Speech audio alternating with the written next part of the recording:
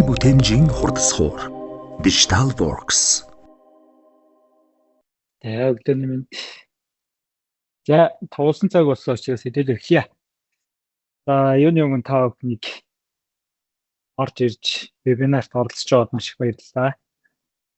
За, бид сая 5 сарын 26-нд Boost гэдэг Agentic Workforce гэдэг ивэнтийг амжилтаар зохион байгуулсан. За, тэр ивэнтэд хүрэлцэн ирж манай илтгэгчнэрээ илтгэлийг сонсож workshop-уудад оролцсон та бүхэндээ маш их баярлалаа. Тэгээ гол нь одоо миний танилцуулах workshop дээр маань бяцхан хэмжээний одоо асуудал үүссэн учраас бид нэр өнөөдөр тэрийг илүү дэлгэрэнгүй бүр бодит демогоо үзүүлэх байдлаар вебинар хэлбэрээр хийя гэж шийдээд та бүхэний урилгыг хүргүүлсэн байгаа. За тэгээд тухайн үед тайзан дээрээс ярьж чадаагүй үлдсэн зүйлүүдээ одоо та бүхэндээ харуулъя гэж бодож байна. За хэдүүлээ би нэг 20-30 минут орчим бид нэр одоо захирлын туслах өөрсдөө хийвэл ямар хөө функцтэй юмыг одоо яаж хийж болох вэ гэдэг use case demo үзүүлээд за үүний араас манай номын цэцэг маань яг тэр одоо эйжентийг Microsoft Copilot Studio ашиглаад ер нь яаж өгсөрдөг юм бэ гэдгийг та бүхэнд төвчмөс харуулъя. Дээрээс нь миний хийсэн одоо эйжентийг Telegram-ын чатбот on cloud-ийн ажиллуулад хэрхэн бас хөгжүүлж хийж болд юм бэ гэдгийг бас демо хэлбэрээр үзүүлье гэж бид нэр төлөвлөсөн байгаа. Тэгэхээр би нэг 20 минут орчим ярина. Манай номын цэцэг 15 минут орчим ярина. За үргэлжлүүлээд манай болор гэдэг яг энэ эйжент хөгжүүлж байгаа бас залуу маань 15 минут орчим яриад төгсгөлд нь нэг 10 минут орчим бүхнээс бас асуулт байвал асуултанд хариулъя гэж бодож байна. За ингээд яг 1 цагийн арга хэмжээ болоод энэ вебинараа өндөрлүүлнэ гэсэн юм төлөвлөгөөтэй байна. За тэгээд хэдүүлээ эхлэе. За арга хэмжээнд дээр та бүхэн бүгдээрээ сонссон байх. AI маань өмнө одоо зөвхөн юм хариулдаг байснаас одоо бол яг ажил хийдэг эйжент болсон. Тэгэхээр ажил хийдэг эйжентийг ер нь яаж ажил хийдэг эйжент хийдэм бэ гэдгийг өчгөн бас та бүхэн демо хэлбэрээр үзүүлэхийг зорьсон байгаа. Тэгээд өнөөдөр нэг үзүүлэх гэж байгаа даа маань илүү хурлын тэмдэглэл хөтлөх хийх ажлуудаа тэмдэглэх тэрүүгээр одоо хөтлүүлэх одоо тэрнийхээ нөгөө хийсэн хийгээгүйгээ бас тэмдэглүүлэх эргүүлээд тэндээсээ бас санамж авах тийм энэ чиглэлийн нэг демо. Хоёрт нь бол эрсдэлтэй холбоотой одоо хүний нөөцийн системтэй холбоотой үйлчлүүдээ энэ системийг хийх. Дээрээс нь одоо энэ Microsoft-ийн Power Automate дээр хийсэн төлбөрийн өсөлтийг бацгаажуулах удирдлага хүний нэг бас нэг хийдэг ажлын нэг. Энийг бас яг энэ эйжентийг ашиглаад яаж бацгаажуулж болж ийн вэ? Тэгээд дөрөвдүгээрт нь нөгөө төрөл бүрийн BI-стэй Business Intelligence буюу нөгөө ухаалаг тайлангийн системүүд. Энэ системүүдийг зөвхөн тайланг өөрсдөө орж үзэх биш. Хиймэл оюуханы төсөлмжтойгоор тэр тайланг хэрхэн тайлбарлуулах, тайлантайгаа ярих вэ гэдэг чиглэлийн хэсгийг бас үзүүлээ харуулъя гэж юм зорьсон байна. За тэгээд эйжент ер нь зүгээр хэрхэн ажилладаг вэ гэдгийг та бүхэн бас танилцуулъя гэж бодож байна. Эйжентийн хувьд бол ийм хэдиймээс бүрдээд байна. За эйжент маань өөрөө ерөнхий удирдлага буюу толгойн тий юу яах ийхэ чиглүүлж байгаа. Тэрний дотор skills гэж ойлголтууд байгаа. За энэ plugin connector гэж бас ойлголтууд байгаа. За MCP server гэж нэг ойлголт байна. За мөн ингээд төрөл бүрийн workflow дээрээс нь нөгөө робот процесс автоматжуулалт дээр хийсэн одоо энэ процессуудыг дуудаж ажиллах ийм хэсгүүд бас байж байна. Тэгэхээр эдгээр маань ер нь цаанаа ямар утга учиртай, ямар зорилготой юм бэ гэдгийг та бүхэн хэлье. За skill гэдэг маань эйжентийн одоо нэг хийж чаддаг юмнуудыг хэлээд байгаа юм л да. Одоо жишээ нь манай энэ нөгөө захирлын туслах эйжент маань эрсдэл өсөлтийг үүсгэж чадчих, баталж чадчих, дэлгэрэнгүй мэдээллийг өгч чадчих. За миний одоо хийх ажлын жагсаалт руу юм нэмж чадчих. Тэрийг одоо дууссан дуусаагүй хэдэн цаг зарцуулсан яасан хийснийг хөтлж чадчих. Тэрийг дэлгэрэнгүй одоо бүх хугацааны мэдээллийг анализ хийгээд надад мэдээлэл өгч чадчих. За надаас хүлээгдэж байгаа төлбөр өссөн мөрөгдөл байна уугүй юу тэрийг бас хэрхэн шалгах уу, хэрхэн шийдвэрлэх үү гэдгийг хийж чадчих. Таблогийн тайлантай ярьж чадчих. Имэйл бичүүлж чадчихээн. За жишээ нь одоо цаашдаа маш олон төрлийн үйлдэлүүдийг ийм хийх боломжтой.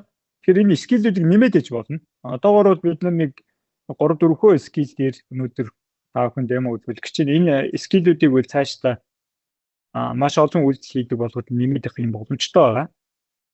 За тэгээ өмнө өнгөрсөн жилийн ивентээр би ярьжсэн нөгөө байгууллагын мэдлэгийг байгууллагатай авч үлдээ чи энэ өөрөө их чухал байна гэдээ ярьжсэн. Зүгээр өнөөдөр бол энэ боломжтой болчиход байна. Энэ скиллийн тусламжтайгаар өмнө ингээд хүмүүс нэг зүйлийг ингээд гараараа хийдэг. За гараараа биш юмаа гэхэд химэл оюухан ашиглаад хийдэг. Тэгээд дараагийн удаад нөгөөдхөө хийхдээ дахин давтан хийдэг. Давтан хийх болгонд өөр үр дүн гараад байдаг нэг иймэрхүү асуудлууд үүсдэг байсныг бол өнөөдөр энэ скил гэдэг юм шийдчихэж байгаа.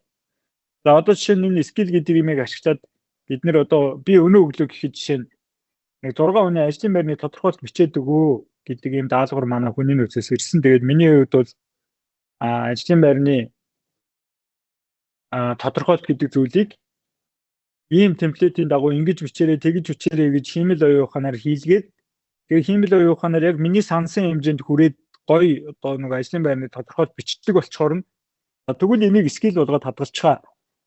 Тэгэнгүүтээ дараа нь тэр хадгалсан скиллээ би ажлынхаа бусад хүмүүст дамжуулаад энэ скиллийн дагуу ажлын байрны тодорхойлтоо бичүүлээрэй гэх юм бол яг миний одоо ажлын байрны тодорхойлт бичсэнтэй адилхан стандарттай адилхан ийм хэлбэр ажлын байрны тодорхойлт бичгдэн шүү гэдэг ингээд дундаа ширэлцэж байгаа. Тэгэхээр энэ маань өөрөө эргүүлээд ажлын байрны тодорхойлтыг бичдэг нэг ийм скил манай байгууллагын өмч хөрөнгө болоод үлдчихэж байна гэсэн үг. Тэгэхээр энийг дахин хадгалж болж байна.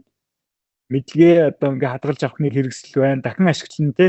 Энийг маш олон хүмүүс ажлуудад маш олон ажлын байрны тодорхойлтыг бичүүлж болж байна. Илүү олон ажлыг автоматж болох боломж болж байна. Тэгэхээр энэ зөвхөн нэг жишээ ийм олон скиллүүдийг байгууллага маань өөр дээрээ үүсгээд хадгалаад авах нь аягүй чухал байна. Тэгэхээр энэ скиллүүдийн маань нөгөө эйжент маань хэрэгэлдэг байх юм шүү дээ. За тэгээд энэ скил гэдэг юм дотроо ямар юмнаас бүрддэг вэ гэхээр энэ нэг юм заавар, core instruction гэдэг заавар, reference document буюу одоо жишээ нь ажлын байрны тодорхойлт бичлэгтээ манай компаниг юм дундаа мөрддөг темплейт байх юм бол тэр темплейтийг өгчихийг хэлж байгаа. За энэ API MCP server гэдэг нь болохоор энэ одоо скил маань өөр нэг системтэй холбогдоод үйлдэл хийдэг бол тэрнтэйгээ хэрхэн холбогдох юм бэ, хэрхэн холбогдож ажиллах юм бэ гэдгийг зааж өгнө байна. За тэгээд ямар нөгөө промпт буюу зааврууд өгдөг вэ гэдэг энэ жишээ промптууд нь байх нь байна. Тэгээд бизнесийн одоо өрүүлүүд нь за зарим юмнууд дээр үл юм бяцхан кодын скрипт хичээж хадгалж бодож байна. За эргүүлээд энэ нөгөө скил маань ямар үр дүнтэй ямар нөгөө файл ч юм уу те ийм Excel файл, Word файл, ийм PPT эсвэл нэг ийм форматаар юм гаргах хэрэгтэй гэдэг үр дүнгээ гаргах форматаа зааж өгч болж байна. За тэгээд дараа нь энийг эргүүлээд яаж аудит хийх юм бэ? Ямар юмнуудыг шалгах хэрэгтэй юм бэ гэдгийг оруулаад өгчих юм бол энэ скил маань ингээ бүрэн болох нэ. Тэгэхээр нэг скил дотор ийм юмнууд дагуулдаг байх юм. За тэгээд энэ скил маань олон скиллийг нийлүүлээд нэг плагин болгож болдог. Энэ плагин маань эйжент дотроо ороод нэг үйлдэл гүйцэтгээд явдаг. Ийм боломжтой болчдөг байх нэ. Тэгэхээр ер нь бол олон скиллүүд нэг эйжент дотор ашиглагдана. Скиллүүдээ багцлаад ийм суулгах боломжтой бусад хүмүүст өгөх боломжтой плагин болгож болох нэ. Тэгэхээр нэг ийм скиллүүдийг багцлсныг бол плагин гэж явах нь. Эйжент бол тэднийг ашиглаад үйл ажиллагаа буюу үйлдэл хийдэг ийм зүйл байх нэ. За хэдүүлээ одоо нөгөө шоугийнхын туслах эйжентийн нөгөө use case-үүдээс эхнээс нь үзье. За эхнийх нь болохоор миний хийх ажлыг follow up хийдэг ийм эйжент байх нэ. За энэ эйжентийг үзлээ туршиж үзье. За энэ эйжент маань ингээд бид нар хүний нөөцийн систем дээр нэг жижигхэн ийм чат интерфейс гаргаад хийчихсэн байгаа. За тэгээ би одоо жишээ нь өнөөдөр миний хийх ажлуудыг тавч мэдээллийг харуулна уу гэнгээд өнөөдөр миний хийх ёстой ийм 5 ажил байна. Энэ ажлуудыг хийх нь вэ шүү гэд хэлж гараад ирж байна. Тэгэхээр би энд одоо voice-оор буюу яриад за би өнөөдөр MSC бизнесийн сургуульттай уулзалттай энэ ажлыг дууссан болгоо гэж гисэн. Тэгсэн чинь би нэг MSC гэдгээр нэг жоохон буруу алдаатай хэлсэн байна. Тэгэнгүүт энэ айл ажил нь вэ? Энийг одоо тодорхой хэлээ гэдэг чинь тэгэхээр би За өнөөдрийн тэгвэл наа чи хамгийн ихний ажил нь байсан. Энэ ажлыг дууссан болгочихоо гэж хэлэнгүүт за ойлголоо тий. Нийт 5 даалгаврын ихний ажлыг нь дууссан болголоо. MLC бизнесийн сургалтад их уулзалтаар дууссан болсон шүү гэдэг статусыг өгч чинь тий. Тэгэхээр манай компани энэ сар ингээд нөгөө төвлөрч ажиллаж байгаа ажлуудыг ингээд анализ хийгээд график дашбордоор харуулах гэдэг даалгавар өглөө мөн яриагаараа өгсөн би. Миний ярьсныг цааш нь ойлгоод эргүүлээд боловсруулалт хийгээд анализ хийгээд ийм дашборд харуулж байна. Тэгэхээр магадгүй энэ нөгөө манай компани юун дээр ажиллаад байгаа, яагаад байгаа энэ одоо хэн юун дээр илүү их цаг зарцуулаад байна, ямар ажил дээр ер нь бид нэр хамгийн их цагаа зарцуулаад байгаа, энэ оновчтой юм уу, оновчгүй юм уу гэх мэтлэн юм нарийн шинжилгээнүүдийг энэ AI-аараа хийх юм боломжтой болчих нэ. Тэгэхээр зааварчгүй өнөөдөр бид нэг хүнээс тайлан нэгтгэв биш үү? Янз бүрийн системүүдтэйгээ холбочоод тэр системтэйгээ удирдлага хүн яриад анализ хийлгээд тайлан гаргуулад нарийн мэдээлэл гаргуулад явах юм бүрэн боломжтой болсон байна. За тэгээ энэний цаана ер нь юу болж байгаа вэ гэхээр voice буюу дуу хоолойг цаана нь текст болгоод тэр текстээ цааш нь дүн шинжилгээ хийгээд AI маань тэрийг ойлгоод за энэ доктор ийм ярьж байна. Тэгэхээр би цаашаага ийм үйлдэлийг хийх юм байна. Энэ системийн энэ үйлдэлийг дуудаа ингээд тгий гэдгээ өөрөө мэдээ явчих юм гэсэн үг. Тэгээд тэр яриагаа юм бүтцлэгдсэн текст болгоод ер нь цаашаага нөгөө эйжент маань MCP сервертэйгээ холбогдоод MCP сервер маань цаашаага нөгөө нэг одоо жишээ нь манай жишээн дээр үл Green HR гэдэг системтэй холбогдоод ийшээ одоо нөгөө task үүсгэж гэх юм уу те эргүүлээ task үүссэн шүү гэдэг мэдээлэлээ буцаагаад өгдөг ч юм уу. Нэг ийм үйлдэл цаана хийгдээд байгаа бах нэ. За 20 use case маань жишээ болгоод би ингээд нөгөө удирдлага хүмүүс айгүй их хурал уулзалтууд ордог шүү дээ тий. Тэгэнгүүт тэмдэглэл хөтэлдэг нэг юу үзүүлэхийг зорьсон байгаа. За одоо жишээ нь өнөөдөр миний тэмдэглэлүүдийг харуулгангууд ийм тэмдэглэлүүд байна гэж гаргаад ирж байна тий. Тэгэхээр би эргүүлээд за би өнөөдөр ингээд нэг төслийн e-job гэдэг төслийн талаар хурал хийгээд гараад ирлээ. Эхний нэг тайлангаа бичээд хүлээлгэж өгөх акт зурулах ажлаа дуусчлаа. Тэгэхээр эхний тэр одоо ажлыг дууссан болгоод тэмдэглэл хөтлөдөхөө гэдэг командыг би яриагаараа өглөө.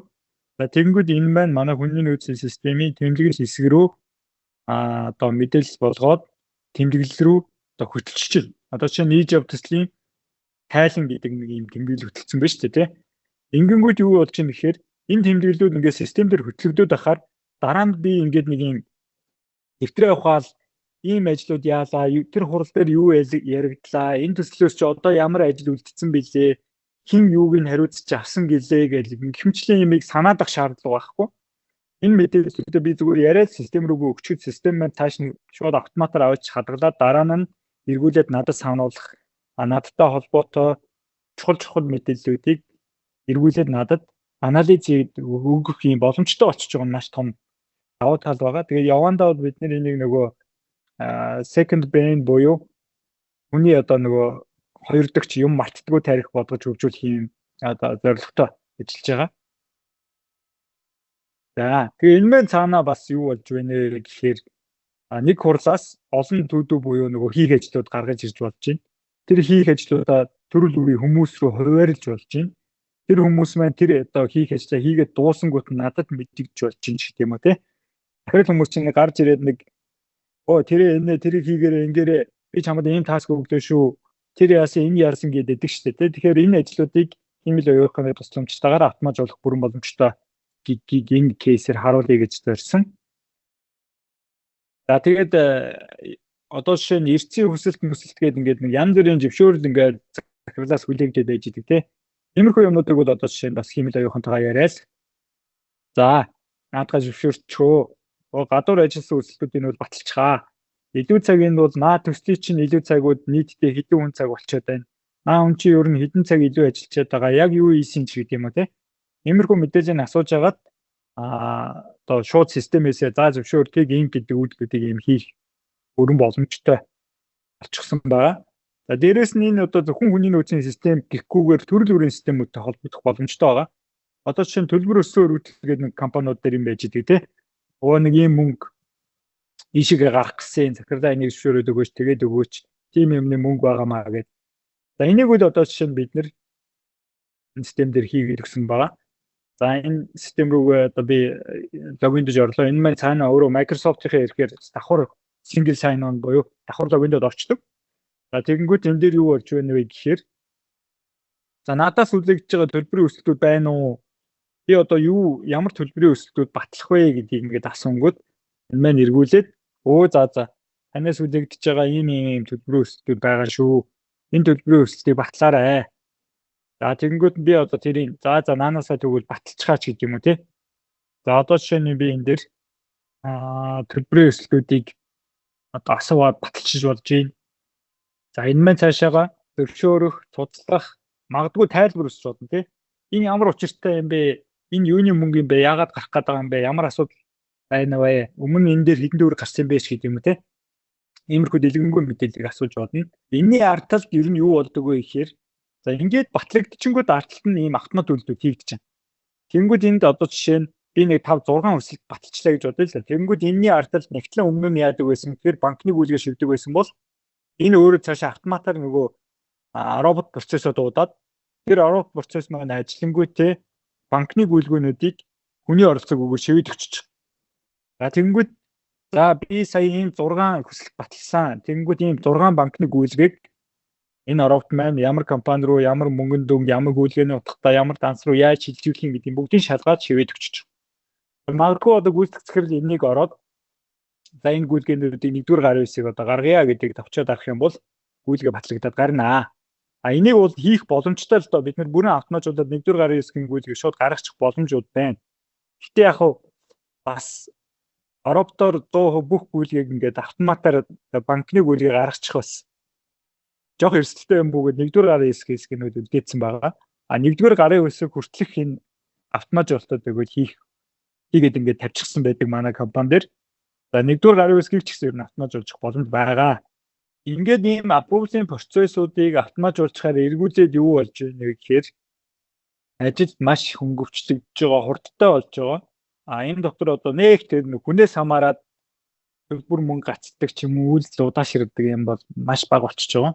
AI буюу нөгөө удирдлагын тайлантайгаа хүмүүс тайлан ороод хараад сайн ойлгохгүй энэ ямар учиртай яагаад ийм гарсан гэдэг мэдээллийг санхүүгийн шинжээч ч юм уу нэгтлэнгээс асуугаад байдаг шүү дээ тий.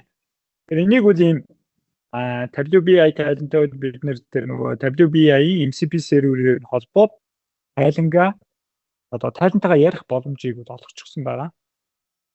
За одоо жишээ нь манай 1-р удирдлагын борлуулалтын тайланг харуул гэж тэгэнгүүт нөгөөх маань ажиллаад тайлангийг гаргаад ирэх нь шүү дээ. За тайлан маань ингээ гаргаад иржээ. Тэгвэл хамгийн өндөр өсөлттэй салбар яагаад өссөн бэ гэд ингээд асууж хахад нөгөөх маань анализ хийгээд ийм томоохон гэрээнүүд байгуулжээ. Ийм сонголтууд хийжээ. Ийм модууд зарагджээ ч гэх юм уу тий. Энэ дээр 18 шинэ ийм хэрэглэгч орж ирсэн учраас CRM системийн чинь борлуулалт энэ 3 шалтгаанаас болоод 34% өссөн байж гэдэг юм тий. Ийм анализуудыг хийгээд өгч байгаа. За одоо жишээ нь өргөжлүүлээд энийг одоо юу гэдэг аль дээр 18 шинэ гэрээ харилцагчдыг гаргаад ир ямар компаниуд нэмэгдсэн байна. Тэр компани ямар гэрээ хийсэн, ямар үнийн дэмтэй гэрээ хийсэн ч гэдэг юм тий. Ингээд асуугаад тайлантайгаа яриад явах ийм боломжтой болцсон байна. За тэгээ магадгүй энийг нөгөө удирдлагын баг руугаа мэйлдээд байдаг ч юм уу тий. Наадхаа ингээд манай удирдлагын баг руу мэйлчих. Манай тод руу мэйлчих гэдэг юм уу тий. Ийм үйлдэлүүдийг энэ эйжентээс автоматар хийх юм боломжтой байна.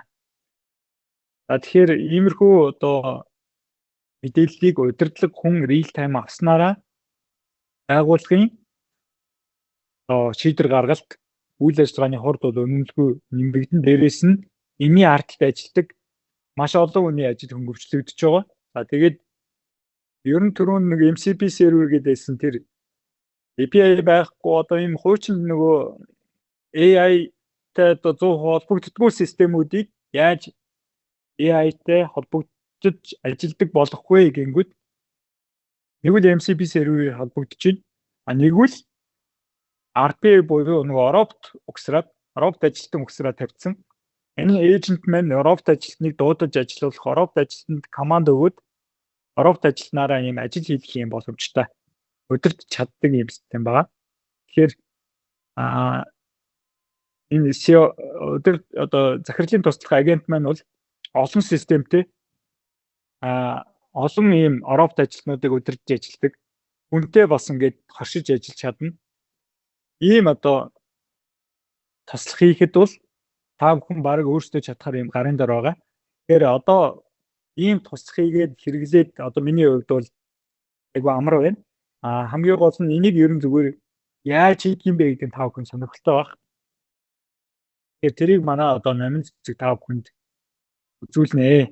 Яг энэ агент гэдэг байгаа зүйлийг ямар технологи ашиглаад яаж хийгээд байгаа вэ гэдгийг үзүүлэх гэж байна. Ингээд миний ярих хэсэг боллоо. Манай номин цэцэг та бүхэн агентыг яаж үзүүлдэг вэ? Microsoft Copilot-ыг ашиглаад яаж хөгжүүлэхийг таад харуулна. За сайн бацгаана уу. За. Нэрээ сонсогдоод дэлгэц маань ширлэгдсэн байна тий. За окей. За тэгэхээр би өнөөдөр Microsoft Copilot Studio дээр хэрхэн agent буюу агент угсрах вэ гэдэг дээр та бүхэнд бяцхан жишээ бэлдсэн байгаа. За тэрийг танилцуулъя. За тэгэхээр эхний ээлжинд бол Microsoft Copilot Studio маань за нэг харагдах байдал нь бол иймэрхүү байдаг байх нь байна. За энэ дээр бол agent болон workflow гэдэг юм хоёр сонголттой. За тэгэхээр миний хувьд бол одоо за энэ хэсэг ингээ хавчи.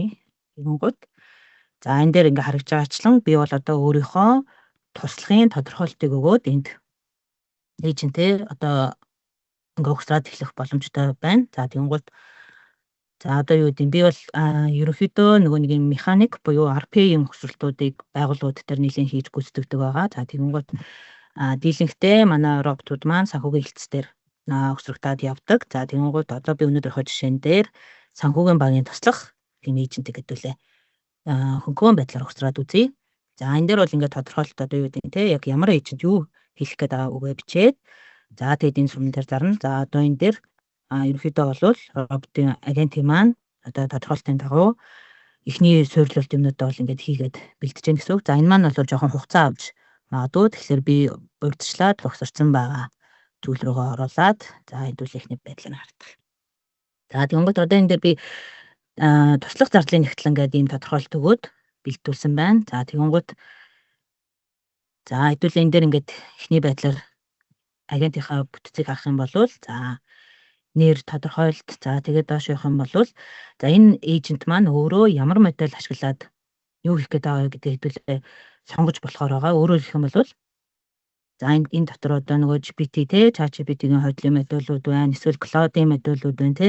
Хамгийн сүүлд бас нэлээд сайн яаж байгаа Claude Opus 4.7 өдөр бас байгаа. За тэгвэл одоонд бол яг нөгөө туршилтын байдлаар байгаа учраас хэдүүлээ 4.6 дээр нь явчих. За энэ дотроос одоо би яг ингээд өөрөө ч юм уу те ингээд тухайн зардлын нэгтлэн маань ер нь яг юу хийх вэ? Юу ямар одоо зааврын дагуу гүйцэтгэх вэ гэдгийг бичээд өгч болно. Эсвэл одоо ямар нэгэн өөр ChatGPT ч юм уу те Claude ч юм уу ашиглаад бичүүлээд за ер нь би нэг ийм юм хүсэж байгаа юм гэдэг энийг надад одоо нэг тийм агентийн заавар болгоод бэлдээд өгөө гэж бичүүлээд энэ дээр одоо edit хийгээд нэмээд оруулаад өгөх бас боломжтой байна. За эхний ээлжинд би хөнгөн байдлаар бол ингээд яг үндсэн яг нэгтлэн гэдэг нэг заавруудыг нь бол одоохондоо өгөөгүй байна те. За тэгээд доошоо онгод за энэгээр хэдүүлээ тап хэлбэрээр бас харж болж байна. За табар нь харахаар илүү цэвэрхэн байх. Энийг нь харчих. За тэнгууд knowledge гэдэг хэсэг одоо энэ дээр маань байгаа. За энэ нь юу вэ гэхээр тухайн агент маань одоо юу юм те яг мэдлэг нь одоо хаанаас авч болох вэ гэдгийг нь одоо оруулнаа гэсэн үг. За тэнгууд юу гэдэг байгууллагын дотоод дүрм журам байж болж байна те. Жишээлбэл одоо яг ингээд зардлын нэгтлэн ийм ажлыг ингэж гүйцэтгэнэ гэдэг тиймэрхүү дүрм журам тодорхой байдаг бол документ хэлбэрээр байдаг бол хэдүүлээ knowledge дээр нь одоо нэмээд өгөх боломжтой байх нэ. За одоо жишээлбэл энэ дээр за одоо SharePoint руугаа ороод ч юм уу те тухайн яг өөрсдийнхөө байгууллагын дотоод дүрм журмыг SharePoint-оос документ байдлаар дуудаад оруулаад ирж болж байна.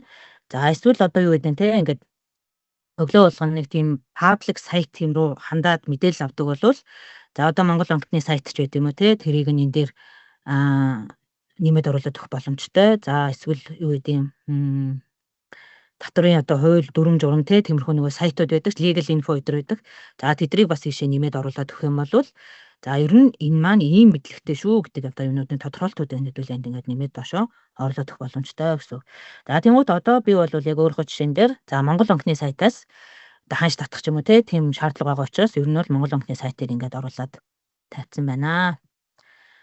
За тэгэнгүүт одоо хоошоогоо за түүл гэдэг ойлголт байна. За түүс дотор юунууд оруулж болох вэ гэхэлэр за одоо яг энэ агент маань өөрөө ямар чадамжтай буюу одоо нөгөө нэмзаран захирлын хэлэлцэлсэн те нөгөө скил гэдэг байгаа те ур чадварууд нь яг юу вэ гэдгийг энэ дээр нэмээд оруулаад өгнө гэсэн үг. За тэгэнгүүт миний хувьд тухайн робот дээр за ямар ч зэндээ мэйл явуулах хэрэгтэй байна. Ер нь бол ингээд нэг юм одоо юу гэдэг те өөрөөр нь ханш татуулаад бэлдүүлээд ямар нэгэн ажил хийлгчээд тэгээ үр дүнгээ чи ийшээ мэйл дээрээ гэдэг юмыг ашиглахын тулд надад мэйлийн функц хэрэгтэй. За тэрэн дээр би add tool гэж орж агаад за энэ дотор ингээ коннектор те энд коннекторууд байна. За промптууд байна, флоуд байна. За өөр бусад одоо нөгөө дотооддоо ашигладаг санхүү ERP системийнхаа нөгөө API-ууд гэдэг бол тэрийг нь оруулаад ирж болж байна. За тэгээ түрүүнээс хойш хэрэгдэад байгаа нөгөө MCP гэдэг байгаа тийм MCP-г бас дуудаад оруулж ирэх боломжтой байна. За тэнгууд одоо энэ дундаас би мэйл явуулъя гэдэг дээр нь хайгаад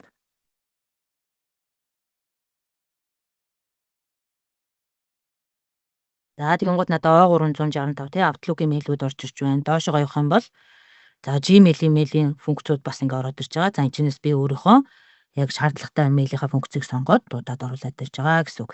За тэгэнгүүт ийм байдлаар ороод ирдэг байх нь байна. За тэгээд бас надаа ерөнхийдөө энэ робот маань нэг юм мөнгөний үлдэгдэл аваад өглөө болгон явуулдаг ч юм уу тий одоо мөнгөний үлдэгдлийг явуулах нэг кейс бэлдсэн байгаа. За тэрэн дээрээ би хойтолт нь за одоо нөгөө RP буюу флоу ухсраад бэлдсэн байгаа гэсэн үг. Тэгэхээр надад одоо бол ийм хоёр флоу байна. За нэг нь мөнгөний үлдэгдэл татдаг флоу байна. Нөгөөх нь за худалдаа авалтын нөхөд тулах гэд. За нэг ийм чадвар одоо өөрөлдөх юм бол би ийм хоёр чадвар одоо скил тухайн эйжент дээрээ нэмсэн байна гэсэн үг. За окей. За тэгэхээр иймэрхүү байдлаар хэдүүлээ эйжент техник байдлаар бэлтгэх нэ. За одоо энэ бэлдсэн эйжентээ хэдүүлээ хойш нь туршаад үзье. За одоогор бол би өөр одоо триггер өөр эйжент дээр бол холбоогүй байгаа.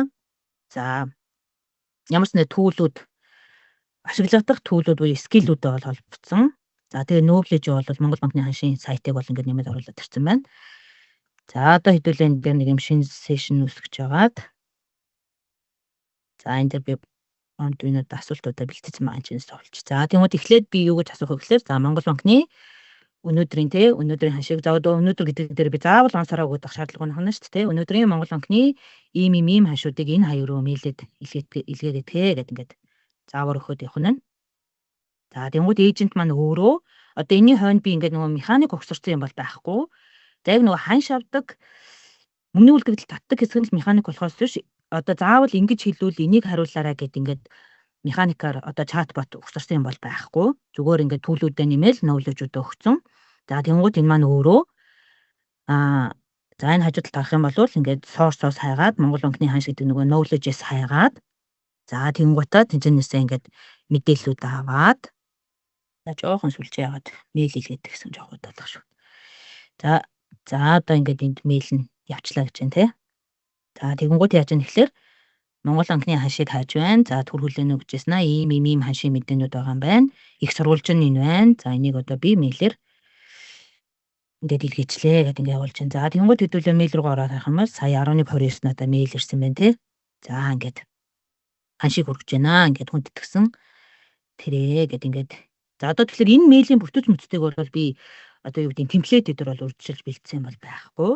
За би зүгээр хийсэн юм нь юу байсан бэ гэхээр нөгөө өмнө нь ингээ мэйл явуулаад туршихлаар нэг юм хүндэтгсэн гэдэг монгол үгийн оронд хүндэтгэлтэй гэдээ ашиглаад байсан. За энийг нь өвдсөн байлуулаад одоо би заавар дээр өгсөн байна те мэйлийн формат. Тэгээд мэйл маань ингээ нэг юм форматгүй сони яваад байсан. Тэгэхээр мэйл бол форматтай тэг хүснэгтэн бүтцтэй хүн харахад ойлгомжтой зэгцтэй байдлаар явуулна шүү гэдэг зүгээр инстракшнийг нэг хоёр өгүүлбэрээр бичээд өгсөн. Тэнгуут одоо юу манаас ингэж явуулсан байна. За одоо өөрөөр хэлбэл мөнгөний үлдэгдлийг те яаж ажиллаж байна. Хараадахыг. За тэнгуут одоо үргэлжлүүлээд нөгөөх маань алхмууд дээр ажиллаад эхэлж байна. За тэнгуут одоо ингээд миний флоуийг банкны мөнгөний үлдэгдэл татдаг флоуийг өөрөө шууд мэдээд ойлгоод агент маань ингээд удирдаад явж байгаа гэсэн үг. За тэгээд энэ флоуны арчлуулаад үр дүнгийг аваад за тэрийг мэлдэж байгаа юм байна. За окей. За надаа саяны хаяг дээр маань мэйл ирж байна те. За тэгэнгუთ банкны мөнгөний үлдэгдлийг мэдээллийг хүргэж байна гэд ингээд миний бэлдсэн тэмхлээ загварын дагуу огноон тэдэн сарын тэдэн гэд ингээд явуулчихж байгаа юм байна.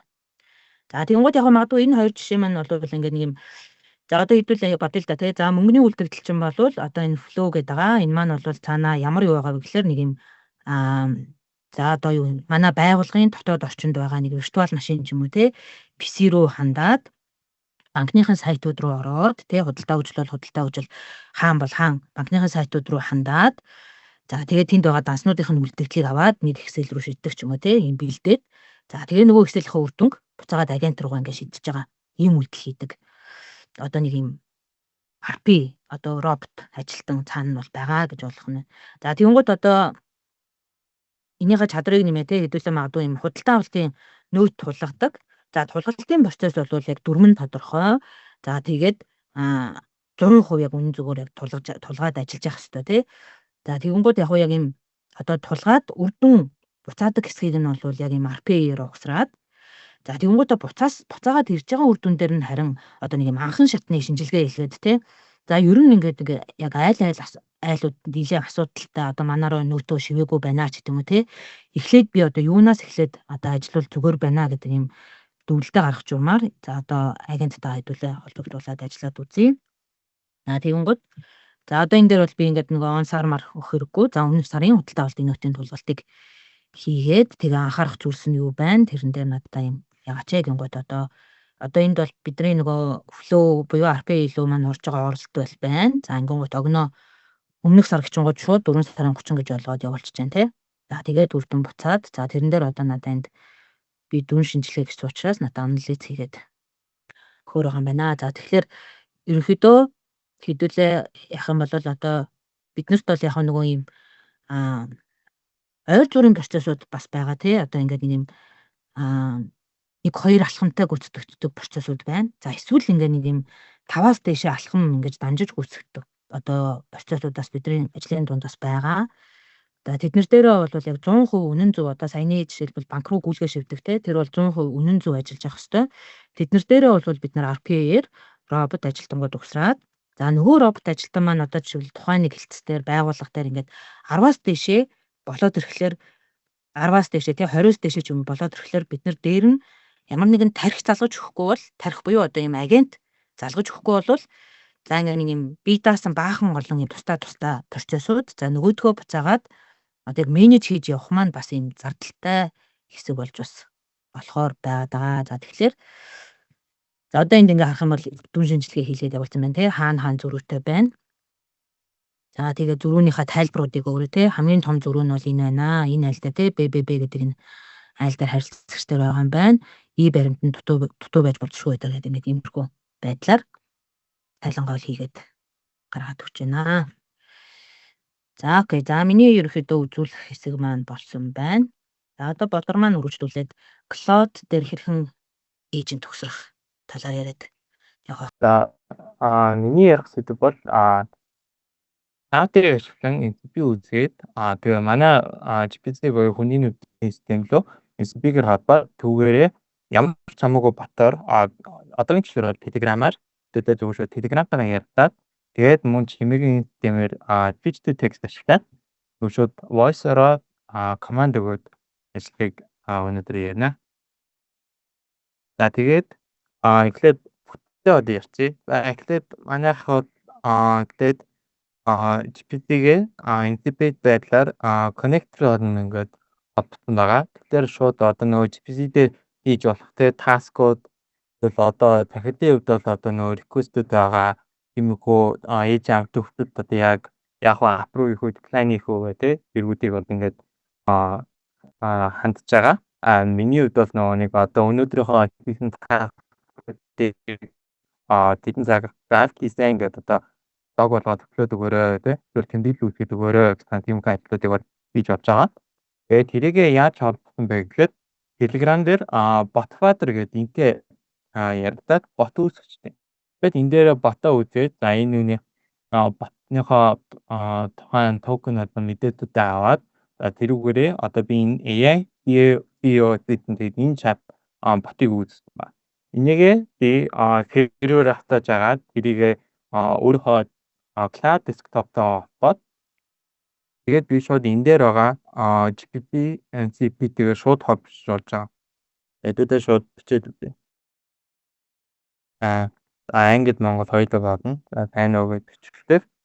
Бодож байна буюу эхлээд ямар ч тач cloud-тоо холбогдоод тэгчингүүтээ cloud дээр байгаа хатсан MCP-г орж ирнэ үгээ тэрийг ингэ шалгах чаа. Ингээд орсон тохиолдолд за тань тусгаар бэлдсэн байна. Өнөөдөр ямар зүйлээр тусаж болох вэ? За task new гэнэ. Цагийн зарим зүйлс дата шинжилгээ бодол байж. Тэгээд мөн одоо Telegram ч нөгөө нэг утсан дээр гарч ирж байгаа шүү дээ. Тэгэхээр одоо миний хувьд ингэж харагчаа. Тэгээд энэ дээр нөгөө voice явуулж авч байгаа. Тэрэн дээр нь бид нэр чимээгийн speech to text API ашиглаад одоо зүгээр шууд миний ярьсан зүйлийг шууд миний task руу хийх боломжтой байгаа. Тэгвэл би voice-оор шууд яриад үзчихье.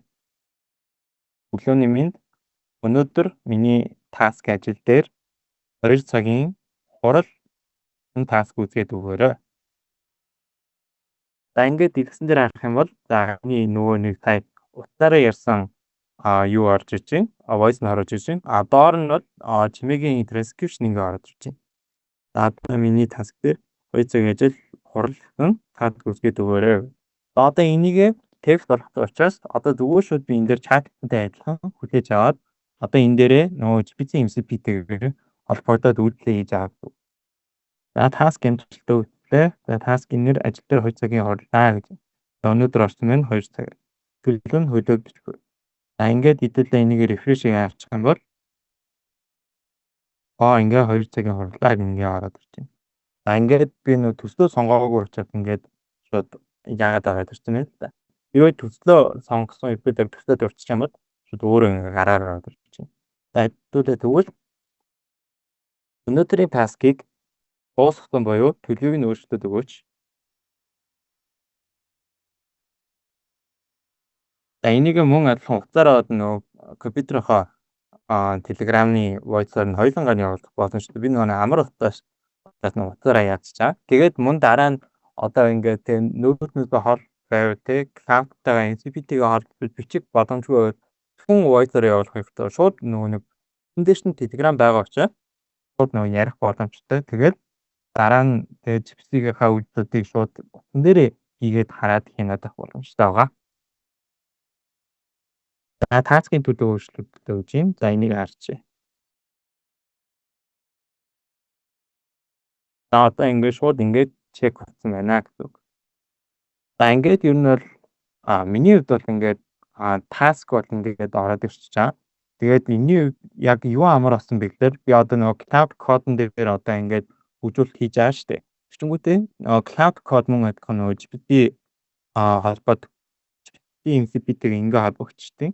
Connector-гээд одоо энэ дээр байгаа шүү дээ. Тэгээд би одоо ингээд өнөөдөртөө ингээд тиймэрхүү юмнууд хийлээ. За иймэрхүү ажлууд хийлээ гэчингүүтээ за өнөөдрийн миний хийсэн ажлуудыг task болгож GPT рүү ороод өгөөч. Тэгэхээр шууд миний хийсэн бүх кодыг summarize хийгээд за тэгээд тэднээс хэдэн цагийн хооронд нэгдсэнийг нь өөрөө ойлгоод за тэгвэл би одоо тийм хөөдөө 6 цаг ажиллаад 6 цагийн шууд ингээд таскуудыг тий одоо би AI assistant дээр нь за би Telegram дээр нэг цаг ажилласан. За тэгчингүүтээ behavior дээр нь prompt дээр 2 цаг ажилласан гэх юм бол шууд өөрөө хуваарлаад гаргаж ирээд за тийч шийдчихлээгээд юмнууд ингээд би өдрийн төвчөд ингээд ажилладаа ингээд маш амархан байдлаар өөрөө хийдэг болсон. Тиймэрхүү яг автомат болоод орж ирсэн байгаа. За мөн адилхан Telegram дээр бас нэг юм хөл байдаг. Энэ desktop гэвчээс ингэ заавал /start гэх хэрэгтэй болоод. Одоо ингээд энэ доор ингээд shortcut-ууд байгаа. Мөн утсан дээр ч одоо ингэж харагдаж байгаа. За өнөөдрийн таскууд өглөөний мэдээлэл хүлээгч бүтэд пинг холбож чаддаг. Өглөөний мэдээлэл гэдэг нь яадаг вэ гэхээр энэ үед тэр хатаагүй байсан байна. Тэ ямар ч тач нэг өглөө 8 цагт за өчигдөр нь би ингээд маргаашийнхаа өдрийн ингээд таскуудыг бүтээсэн байлаа. Тийм бол за өглөөний минь таны таскууд эднэр вэ шүү. За эсвэл тань дээр pending бүтээгтэй юм хөтөлбөрүүд энэ вэ шүү гэдгийг одоо шууд өглөөний мэдээлэл дээр нь хаах боломжтой. Энэ бол автоматар нөгөө cron job-ороо шууд өглөө 8 цаг хийгдэг. Хэрвээ дахиж Осё дахиад хэрэгтэй байна гэх юм бол өглөөний мэдээд хэдэн топик шорткатыг даахад шууд ингээд хийдэг боломжтой.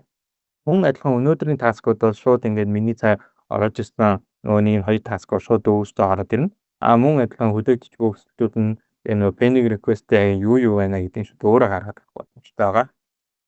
За morning briefing гэсэн чинь за ингээд хоёр task байна. Нэг completed, нэг pending. За нийтдээ 4 цаг байна. За миний хувьд бол зөвшөөрөх ямар ч тийм approval датаг гэж юм. За pending нь status clear, memory on track, 50 tasks done, no approval waiting. За хэдүүлээ тэгвэл энэ дээр миний өнөөдрийн таскуудаар график буюу pie chart үүсгэж өгөөч. Хэдүүлээ ингээд ямар нэгэн зураг юм уу тийм HTML боловсрол таск ингээд өгөөд өгье. Энэ жоох удах баг. Яагаад дуудаж байгаа вэ гэхээр одоо энэ Telegram нь ингээд Python кодоор ботн авч байгаа. За тэгээд Python кодоор cloud desktop буюу татаж аваад аккаунтаа оруулсан cloud руугаа шууд шидээд тэгээд тэр нь холбогдсон байгаа MCP connected руугаа холбоод чингүүтээ тэндээсээ таскуудаа авч агаад татаагаад cloud дээрээ графика фотог зурж агаад чингүүтээ Telegram руу шидэж байгаа. Жохон атартай. Гэтэ одоо яг нэг фурчих юм бол одоо үнэн зөв гараад ирээд тэгээд яг ер нь бол одоо нэг 20 таск татаж авах нь 15 секундээр нэг 30 таск татаж авах нь нэг 15 юм уу 16 секунд. Нэг тиймэрхүү л жоохон баг зэрэг өөрчлөлттэй байна. Яг ч дундад цагнууд ингээд яг тохирсон. Нөгөө тэдээсээ нэг даахгүй гэж бодож байна. За ингээд миний өнөөдрийн таскуудаар pie chart үүсгэж өгсөн байна. За 4 цагийн таск байна. За ингээд харах юм бол за таскийн төлөө гүйцэтгэсэн хүлээгч рүү гэдэг ингээд ороод ирсэн. За ингээд нийтдээ 4 цагийн таск. За хэдүүлээ бүр ингээд нарийн яриа те. За ингээд миний 4 сарын эсвэл 5 сарын таскуудыг надад ингээд граф чарт нөө бар графаар хараалдаад өгөөч гэх юм бол шууд эдрийг нь өөрсдөө бодож аваад хэлээд өгөх боломжтой байгаа. За тэгээд ер нь бол ингээд манай Telegram дээр voice-оор activate болсон GPP connector бол ингээд болчихж байгаа.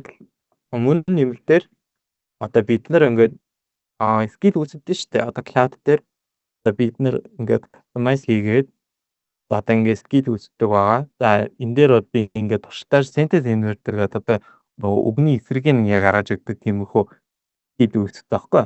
Тэгээд тэрийгээ одоо би ингээд шууд ингээд Telegram дээр дуудах боломжтой. Би заавал одоо ингээд Telegram-ийнхаа Python ботн дээрээ за би яг энэ одоо энэ cloud-ын ND-гээ нэг уулаад бичингүүдийн энийгээ бас нэг өөр тусдаа шин command бодгоод тэгээд sentence inverter гэдэг ах шаардлага байхгүй.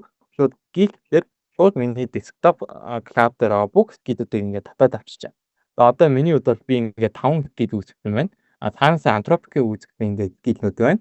Одоо би эндээс нь хэртэйгээ ингээд copy гэж аваад dash skill-гээр ингэхдээ одоо ингээд нөө tender бүрдүүлдэг те skill-гээ ингээд ашиглаж байна. Тэгээд ер нь бол ингээд Telegram дээр юм хөө ажлуудаа ингээд үүсгээд энэ дараа нь ингээд докторлож амар тэгээд дараа нь ингээд дээрээ уучраад их асуудал байхгүй. Тэгээд заавал ингээд Telegram юм уу GPT дөө ороод ах шаардлагагүй болчихж байгаа. Яг одоо нөгөө бүгдийнх нь утсанд бол ингээд Telegram бол уулгахад амар дараа нь ашиглаж амар тэгээд өөрөө маш ухаатай учраас хас нэг хөгжүүлэх гэсэн асуудалгүй. Одоо би энэ ботыг үүсгэхэд бол үнэхээр нэг 2 минут л болсон. Зүгээр /start гээл тэгээд нэрээ өглөө код авдаа. Тэгвэл би тэрийгээ нөгөө Python-ийнхаа бот дээрээ copy хийж өгвөл за таны cloud холбогдлоо. За энэ дээр юу юм бэ нэ? За тэгвэл би GPT-гээ холбоод тэгээд миний өнөөдрийн таскуудыг хараад өгөөч гэдэг. Одоо би өдөр болгоо ингээд яриад болж байгаа. Одоо ингээд энэ чинь ингээд өмнө яасан бэ гэхээр би ингээд skill-нүүдэд дуудаад ашиглаж өгч гинөө гэдэг. Мөн адилхан дээшээ ингээд одоо ингээд энэ бол илүү нарийн ингээд pie chart шүү дээ. Өнөөдрийн цагийн хуваарийг ингээд би өмнө ингээд 8 цагаа ингээд нэг 5 task хуваацсан чинь одоо ингээд надаа ингээд хийгээд. Би ингээд readme documentation дээр 38% байдсан байна, 12% байдсан байна. Одоо энэ нөгөө нэг 8 цагийн хамгийн эдтэйгээр үлдсэн байл та. Одоо энэ ингээд вагдаа гараад ирж байна. Энэ шүү дээ өнөөдрийн task байна. Нийт 5 task 11 цаг болсон байна. Ингээд ер нь миний ингээд ярихдаг болж байгаа. Тэгээд анхаад тандуулсан баярлалаа. За бидний та бүхэнд үзүүлээ, харуулъя. Мэдээлэл өгье гэсэн хэсэг маань үндсэндээ ингээд болж байна. За та эдийн зүгээс илүү цааны яригдсан зүйлүүдтэй холбоотой сонирхож асуух, тодруулах, нэмэлт асуулт байвал асуугаарай. Асууж болно. Асуугаад өгөөрэй. Бид нэр одоо боломжоор хариулъя. Толгойн захирал бичсэн байна. За техникийн асуудал өнөөдөр шийдээд менсэж талархаж байна гэж юм. За. Маш баярлалаа. Бид тухайн үед л яг техникийн асуудал байсан. Тэгээд тэрийг нөхөд энэ вебинар хийгээд та бүхэнд бүр илүү дэлгэрэнгүй бичлэгтэйгээр демого маш сайхан одоо бүрэн бүрэлдэхүүнээр нь үзүүлэх боломж гарлаа. Бид нар ч гэсэн баяртай байна.